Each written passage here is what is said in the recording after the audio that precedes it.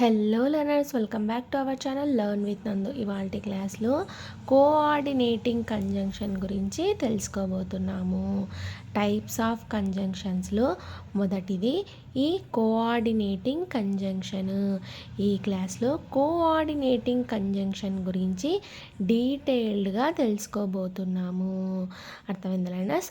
Coordinating conjunction, అసలు conjunction అంటే ఏమిటి అని అంటే, కంజంక్షన్ అనేది రెండు లేదా అంతకంటే వర్డ్స్ను, పదాలను, పదబంధాలను, క్లాజెస్ లేదా సెంటెన్సెస్ను, వాక్య భాగాలను కలిపే పదము అని అర్థమైతే వస్తుంది ఈ కంజంక్షన్కు.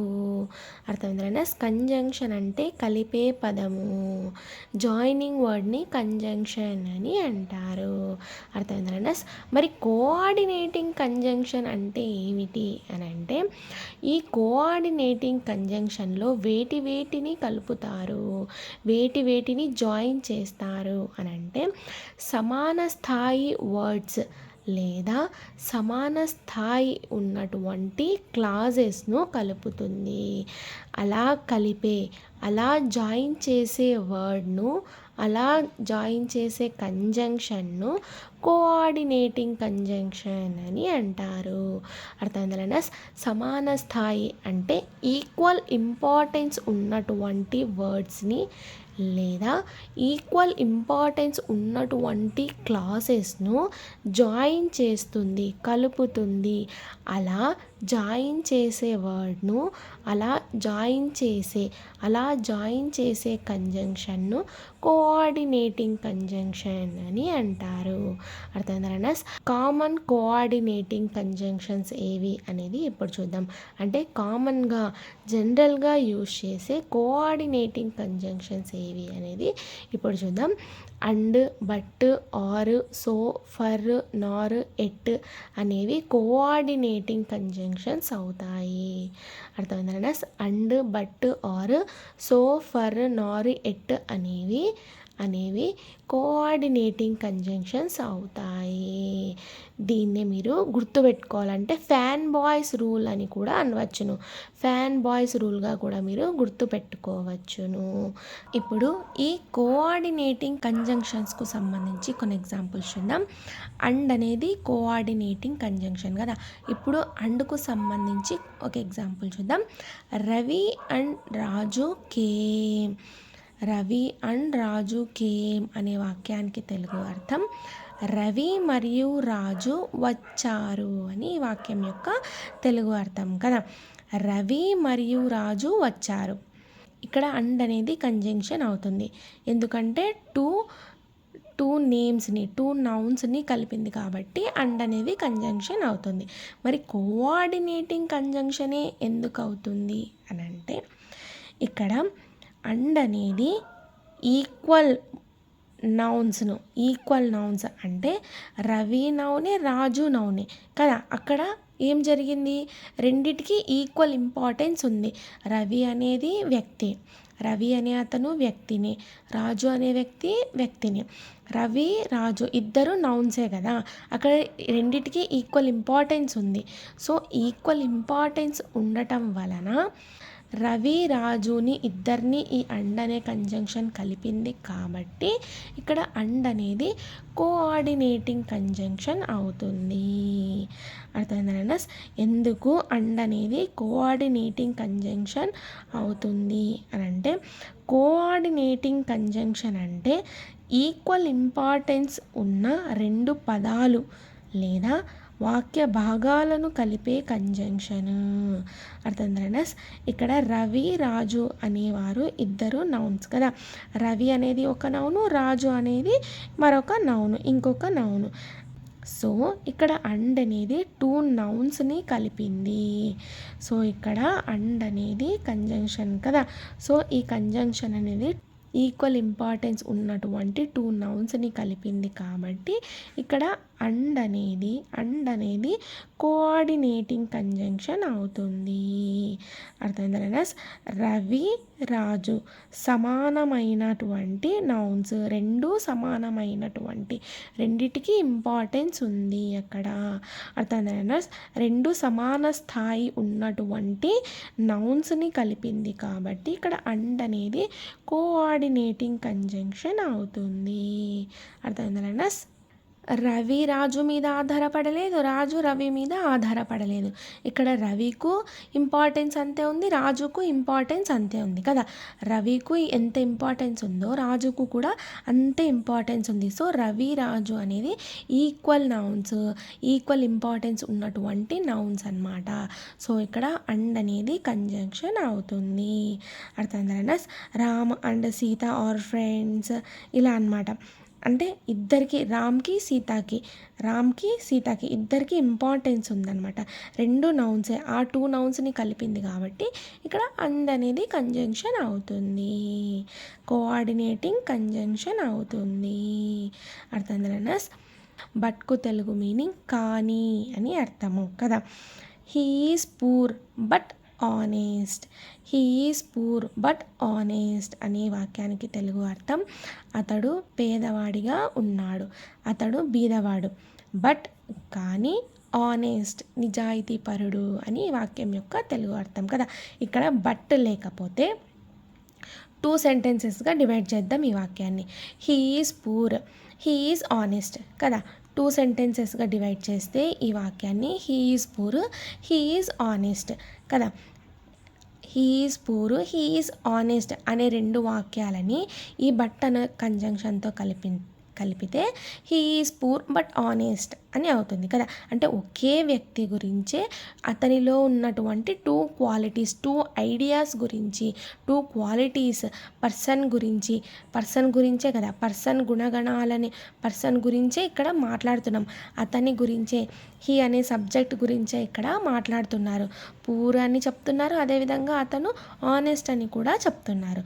సో ఇక్కడ అతని గురించే, ఒక వ్యక్తి గురించే ఇక్కడ మాట్లాడారు కాబట్టి he is poor but honest అంటే ఒక వ్యక్తి గురించే ఇక్కడ మాట్లాడారు కాబట్టి బట్ అనే కంజంక్షన్ టూ సెంటెన్సెస్ని కలిపింది ఇక్కడ he is poor, he is honest రెండు ఒక వ్యక్తికి సంబంధించినవే కదా. ఇక్కడ రెండు క్వాలిటీస్ ఒకే వ్యక్తికి సంబంధించినవి. అతను పేదవాడు, అతను నిజాయితీ గలవాడు. ఈ రెండు ఐడియాస్ను బట్ అనేది కలుపుతోంది కదా. ఈ బట్ యొక్క పని ఏమిటి అని అంటే, ఈ బట్ యొక్క పని, బట్ అనేది కాంట్రాస్ట్ అంటే ఆపోజిట్ ఐడియాను చూపిస్తుంది. అర్థమైందా? ఈ బట్ యొక్క పని ఏంటి, దీనికి ఆపోజిట్గా ఇది ఉంటుందన్నమాట. అర్థమైందా? దీనికి ఆపోజిట్గా ఇది ఉంటుంది. ఆపోజిట్ కాంట్రాస్ట్ ఐడియాని చూపిస్తుంది అనమాట బట్ అనే కంజంక్షన్. అతను పేదవాడు కానీ నిజాయితీ గలవాడు, నిజాయితీ పరుడు అని ఈ వాక్యం యొక్క తెలుగు అర్థం కదా. సాధారణంగా పూర్ అంటే నెగిటివ్ భావంగా మనం భావిస్తాం, కానీ అట్లా కాదనమాట. దానికి విరుద్ధంగా, పూర్కి విరుద్ధంగా ఇది ఆనెస్ట్ అనేది మంచి గుణం అవుతుంది. అర్థమైందా? పూర్కి ఆపోజిట్ ఈ ఆనెస్ట్ అవుతుంది. పూర్కి విరుద్ధంగా, ఆపోజిట్గా, కాంట్రాస్ట్గా ఆనెస్ట్ అనేది మంచి గుణం అవుతుంది. అందుకే బట్ వాడతారు. అర్థమైందా? ఇది ఒక వాక్యం కదా. ఈ వాక్యానికి కాంట్రాస్ట్గా ఈ వాక్యం ఉంటుంది. అర్థమైందా? ఈ బట్ అనేది కాంట్రాస్ట్ ఐడియాని, కాంట్రాస్ట్ని, ఆపోజిట్ని చూపిస్తుంది. అర్థమైందా? బట్ యొక్క పనే అది. అర్థమైందా? ఇక్కడ పూరు ఆనెస్ట్ అనేవి రెండు అడ్జెక్టివ్సే. పూరు ఆనెస్ట్ రెండు అడ్జెక్టివ్సే, ఒక వ్యక్తికి సంబంధించింది. హీ అనే అతనికి సంబంధించింది పూరు ఆనెస్ట్ అనే అడ్జెక్టివ్స్. అర్థమైందా? పూరు ఆనెస్ట్ అనే రెండు క్వాలిటీస్ ఒక అతనికే సంబంధించినవి. ఇక్కడ బట్ అనేది కోఆర్డినేటింగ్ కంజంక్షన్ ఎలా అవుతుంది అంటే, పూర్ అనేది అడ్జెక్టివే, ఆనెస్ట్ అనేది కూడా అడ్జెక్టివే కదా. రెండు ఈక్వల్ ఇంపార్టెన్స్ ఉన్నటువంటి రెండు ఈక్వల్ ఇంపార్టెన్స్ ఉన్నటువంటి క్వాలిటీస్కు అడ్జెక్టివ్స్కు ఈ బట్ అనేది కలుపుతోంది. సో ఇక్కడ బట్ అనేది కోఆర్డినేటింగ్ కంజంక్షన్ అవుతుంది. అర్థమైందనా? కోఆర్డినేటింగ్ కంజంక్షన్ అంటే అదే కదా, ఈక్వల్ ఇంపార్టెన్స్ ఉన్నటువంటి టూ వర్డ్స్ని, టూ క్లాజెస్ని కలిపే పదాన్ని, టూ ఫ్రేజెస్ని కలిపే పదాన్ని కోఆర్డినేటింగ్ కంజంక్షన్ అని అంటారు కదా. ఇక్కడ బట్ అనేది సాటిస్ఫై చేసిందా లేదా? కోఆర్డినేటింగ్ కంజంక్షన్ డెఫినేషన్ని సాటిస్ఫై చేసింది. ఎందుకంటే పూర్, ఆనెస్ట్ అనేవి రెండు అడ్జెక్టివ్సే. ఈ రెండు అడ్జెక్టివ్స్కి ఈక్వల్ ఇంపార్టెన్స్ ఉంది ఇక్కడ. సో ఇక్కడ ఈక్వల్ ఇంపార్టెన్స్ ఉన్నటువంటి రెండు అడ్జెక్టివ్స్ని ఈ బట్ అనే కంజంక్షన్ కలిపింది. అర్థమైందా? సో ఇక్కడ బట్ అనేది కోఆర్డినేటింగ్ కంజంక్షన్ అవుతుంది. అర్థమైందా? ఇప్పుడు ఆర్ అనే కోఆర్డినేటింగ్ కంజంక్షన్కు సంబంధించి ఒక ఎగ్జాంపుల్ చూద్దాం. Tea or coffee. ఇక్కడ టీ ఆర్ కాఫీ, ఆర్కు తెలుగు మీనింగ్ ఏమిటి? లేదా, లేక అని అవుతాయి కదా. ఆర్కు తెలుగు మీనింగ్స్ ఏమవుతాయి? లేదా, లేక అని అవుతాయి. టీ లేక కాఫీ, టీ లేదా కాఫీ అని అర్థమైతే వస్తుంది కదా. టీనా కాఫీనా అని ఈ వాక్యం యొక్క తెలుగు అర్థం కదా. ఇక్కడ టీను నౌనే, కాఫీను నౌనే, రెండు నౌన్సే. ఈ రెండు నౌన్స్ని ఆర్ అనే కంజంక్షన్ కలిపింది. మరి ఇది ఆర్ అనే కంజంక్షన్ కోఆర్డినేటింగ్ కంజంక్షనే. ఎందుకు అని అంటే ఇక్కడ టీ అనేది నౌను, కాఫీ అనేది నౌను, టూ నౌన్స్ను ఈ ఆర్ అనేది కలిపింది కదా. సో టూ నౌన్స్ని, ఈక్వల్ ఇంపార్టెన్స్ ఉన్నటువంటి టూ నౌన్స్ని ఈ ఆర్ అనే కంజంక్షన్ కలిపింది కాబట్టి ఈ ఆర్ అనేది కోఆర్డినేటింగ్ కంజంక్షన్ అవుతుంది. అర్థమైందా? రెండు సమానమైన నౌన్స్ను, పదాలను, భాగాలను కలుపుతుంది కోఆర్డినేటింగ్ కంజంక్షన్ అనేది. సేమ్ ఇక్కడ కూడా ఈ ఆర్ అనేది ఈ ఆర్ అనే కంజంక్షన్ అయితే సాటిస్ఫై చేసింది కదా. కోఆర్డినేటింగ్ కంజంక్షన్ డెఫినేషన్ అయితే సాటిస్ఫై చేసింది. సో ఇక్కడ టీను నౌనే, కాఫీను నౌనే. సో టూ నౌన్స్ని, ఈక్వల్ ఇంపార్టెన్స్ ఉన్నటువంటి రెండు సమాన స్థాయి ఉన్నటువంటి నౌన్స్ని కలిపింది కాబట్టి ఈ ఆర్ అనేది కోఆర్డినేటింగ్ కంజంక్షన్ అవుతుంది. అర్థమైందా? ఇప్పుడు సో అనే కోఆర్డినేటింగ్ కంజంక్షన్కు సంబంధించి ఒక ఎగ్జాంపుల్ చూద్దాం. సోకు తెలుగు మీనింగ్ కాబట్టి, అందువల్ల అని మీనింగ్ అయితే అవుతుంది. It was raining so we stayed home. It was raining వర్షం పడుతూ ఉండేను. సో కాబట్టి, అందువల్ల వీ స్టేడ్ హోమ్ మేము ఇంట్లో ఉన్నాము అని ఈ వాక్యం యొక్క తెలుగు అర్థం కదా. It was raining, it was రైనింగ్కు తెలుగు అర్థం ఏమిటి?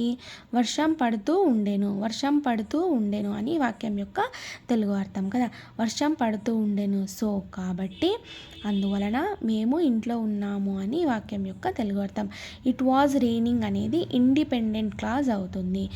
వీ స్టేడ్ హోమ్ అనేది కూడా ఇండిపెండెంట్ క్లాజ్ అవుతుంది. ఎందుకు ఇండిపెండెంట్ క్లాజ్ అవుతుంది అని అంటే ఇట్ వాజ్ రైనింగ్ వర్షం పడుతూ ఉండేను అంటే ఈ వాక్యానికి కూడా మీనింగ్ ఉంది.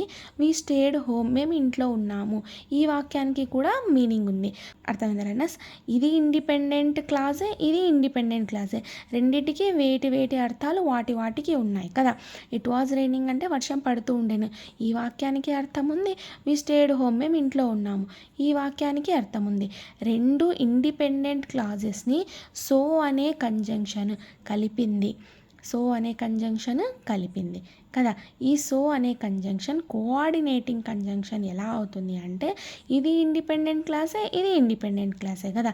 రెండు ఇండిపెండెంట్ క్లాసెస్ని సో అనే కంజంక్షన్ కలపడం వలన ఈ సో అనేది కోఆర్డినేటింగ్ కంజంక్షన్ అవుతుంది. కోఆర్డినేటింగ్ కంజంక్షన్ డెఫినేషన్ ఏంటి? రెండు సమాన స్థాయి ఉన్నటువంటి, రెండు సమానమైనటువంటి క్లాజెస్ను కలపాలి. ఇక్కడ సో అనేది టూ ఈక్వల్ ఇంపార్టెన్స్ ఉన్నటువంటి రెండు సమానమైన క్లాజెస్నే కలిపింది. ఇది ఇండిపెండెంట్ క్లాసే, ఇది ఇండిపెండెంట్ క్లాసే. సో రెండు ఇండిపెండెంట్ క్లాసెస్సే కాబట్టి, రెండు సమానంగానే ఉన్నాయి కాబట్టి, రెండు సమానమైన క్లాసెస్సే కాబట్టి ఇక్కడ సో అనేది కోఆర్డినేటింగ్ కంజంక్షన్ అవుతుంది. ఈ రెండు క్లాసెస్ కూడా ఒంటరిగా పూర్తి అర్థాన్ని ఇస్తాయి. ఇది ఒక అర్థం ఇస్తుంది, ఇది ఒక అర్థం ఇస్తుంది. అర్థమైందా? ఇది పూర్తి వాక్యానికి అర్థం ఇస్తుంది, ఇది కూడా పూర్తి వాక్యానికి అర్థం ఇస్తుంది. సో ఇది ఇండిపెండెంట్ అవుతుంది, ఇది ఇండిపెండెంట్ క్లాస్ అవుతుంది. రెండు ఇండిపెండెంట్ క్లాసెస్ని ఈ సో అనే కంజంక్షన్ కలపడం వలన సో అనేది కోఆర్డినేటింగ్ కంజంక్షన్ అవుతుంది. అర్థమైందా? ఈ కోఆర్డినేటింగ్ కంజంక్షన్స్ని ఫ్యాన్ బాయ్స్ రూల్ అని కూడా అంటారు. ఫ్యాన్ బాయ్స్ రూల్ అన్నా కోఆర్డినేటింగ్ కంజంక్షన్స్ అన్నా అంతా ఒకటే. కోఆర్డినేటింగ్ కంజంక్షన్స్ని గుర్తుపెట్టుకోవడానికి ఫ్యాన్ బాయ్స్ రూల్ అని అంటారు. ఫ్యాన్ బాయ్స్ అంటే ఏమిటి అని అంటే, ఫ్యాన్ బాయ్స్ అంటే ఒక్కొక్క లెటర్కి ఒక్కొక్క కంజంక్షన్ అని అర్థం అన్నమాట. అర్థమైందా? ఒక లెటర్కి ఎఫ్ అనే లెటర్కి ఫర్ అనే వర్డ్, ఈ ఫర్ అనేది కంజంక్షన్, కోఆర్డినేటింగ్ కంజంక్షన్.